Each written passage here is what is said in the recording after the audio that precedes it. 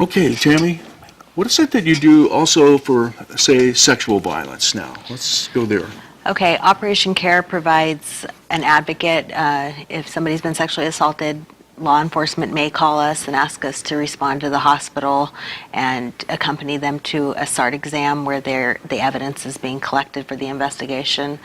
Sometimes we just have we'll have clients come in the office and tell us, their story and their situation of being sexually assaulted, and we basically, with any victim, it depends on what they want to do. If they want to report to law enforcement, if they just need somebody to talk to.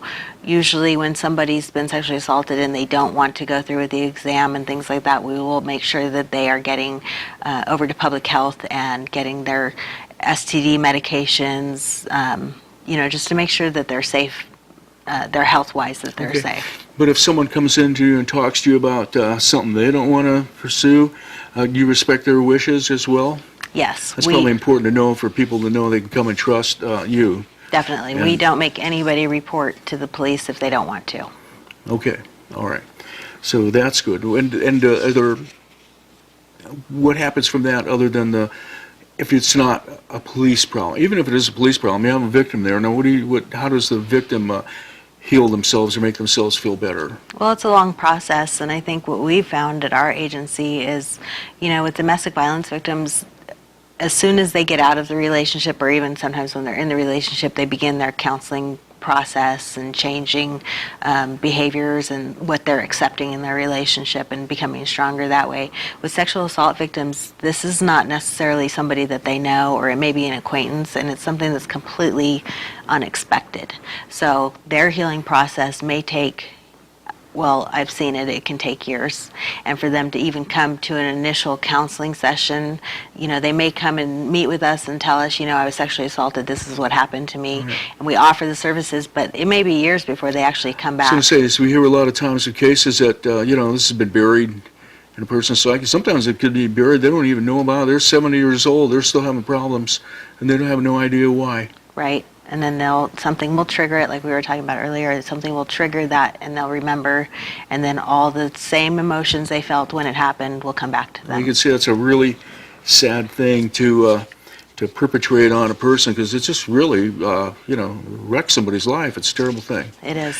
Is that one of the reasons maybe why it is? Do you think the people from, are that mean, or do they not see what they're doing, or can we not generalize? Yeah, we probably can't generalize, and I honestly, for those of us who aren't perpetrators, I have no idea what their mindset could be to do that to somebody. So, okay. I guess I don't want to know what there's not really an excuse for me that would justify that. But I wasn't looking for an excuse or something. Sometimes maybe Right. just motive.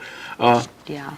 Okay, well, there's lots of ways. I know this is how, when you get into the nuts and bolts, how you really help fix people and help people. But you have quite a good reach out program, because a lot of this you do have to let people know that you're there, and they have to know that you're there when they need it.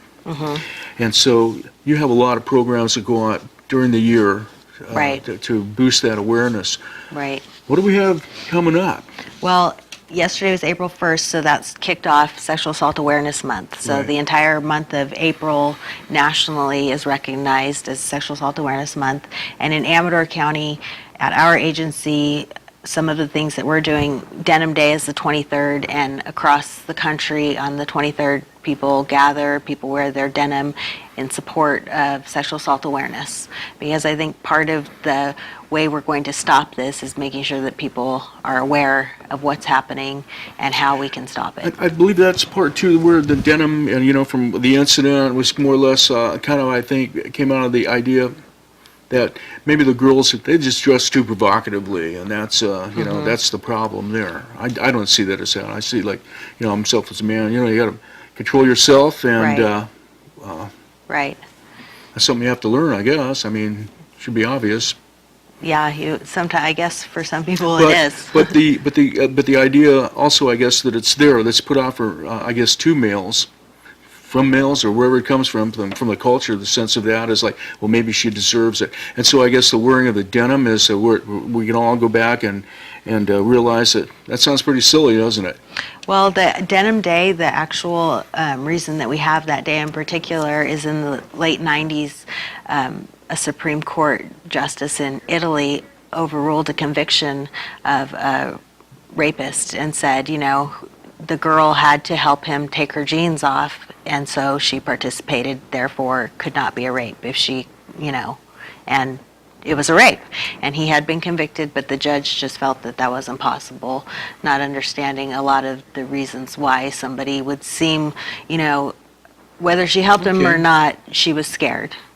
And she was in a position, I believe it was her driving instructor, and she was a young girl, so there's that power and control type thing going on there. Right. And obviously, or what seems to be never happened, been in that situation before, so of course she's... So I guess the idea there is that somehow the victim was a part of the crime, a willing part of the crime. That's I would Right. I would think that's very, once again, not silly, but just wow.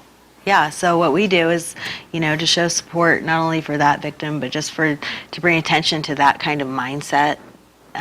We wear denim on the 23rd, and we wear the shirts all month. And we also have a balloon release that we started last year. Okay. And so we started in Jackson Park, and we've moved to a couple other locations this year. Let's go back a little bit to that, the balloon release, because that's kind of new. What do you do there? Well, the first year we did it, we had a big U-Haul truck and we released like 1,000 teal balloons. Wow. And so that didn't work out too well because, it just didn't work out too well. So we always try until we get something that works. And so we did Pekovich Park last year. We set up a booth. We had balloons. And what we did is 1 in 4 women and 1 in 6 men are sexually assaulted every 2 minutes, I believe, in the United States. That's a huge number. In Amador County, I don't know the statistics for that. I can tell you what the victims that we've seen in our office for Amador County. We had 30 sexual assault victims that we provided service for, not necessarily going to the police, but coming to our office. And so we release balloons, one white balloon and 3 teal balloons every hour, just to bring awareness to that. And then people ask, what are you doing? And then we could tell them who we are and what we're doing and why we're doing it. Give them an idea of the frequency of the what happens. Right. Bring it on home. Okay. Right. Well, we find that statistics are, that's, people want to hear numbers, and they want to hear, exactly what it is we're doing and how those numbers affect Amador County. Okay, and that's happening at different places. You just had one place last year.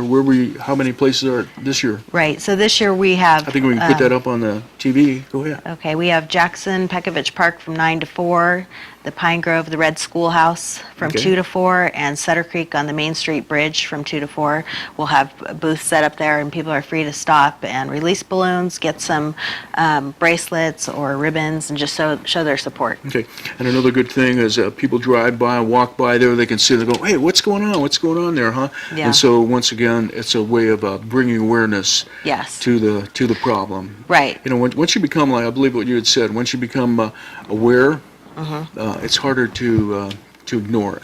Right. Okay. And we are always looking to start the conversation about who we are. That's where the baskets are going to be located? Is that what you're calling This it is as well? just the balloons. Okay. We will have some baskets there, but we do, if you go out throughout the county, different county agencies, police departments have our baskets. Okay, and in the baskets you've got... We have the balloons, we have the bracelets, we have some pins, just things where you can wear a little something. Once again, fun stuff you can put on and bring awareness more than just a single thought. Yes. That you get that one time and you look down your wrist, you see another one, and Yes. you just keep triggering it, right? Exactly. Okay. Repetition. Yeah. Okay. And how many victims? I think you would hit that number. You want to give the number loud and clear to all the people once For again? the sexual assault help? department, we have 30 victims of sexual assault that we were able to assist in our last grant year. Do you have an idea of how many are unrelated or unreported with that number? Is there a concept of that? I believe we had 22 that were unreported. Okay, all right. Okay. Well, thanks for coming by once Thank again you. and keeping us all up to date on this and keeping it in the public eye. That's the way you make things better. Definitely. Okay? Thank you very much. Thanks for watching us on TSPN. We'll see you again next time.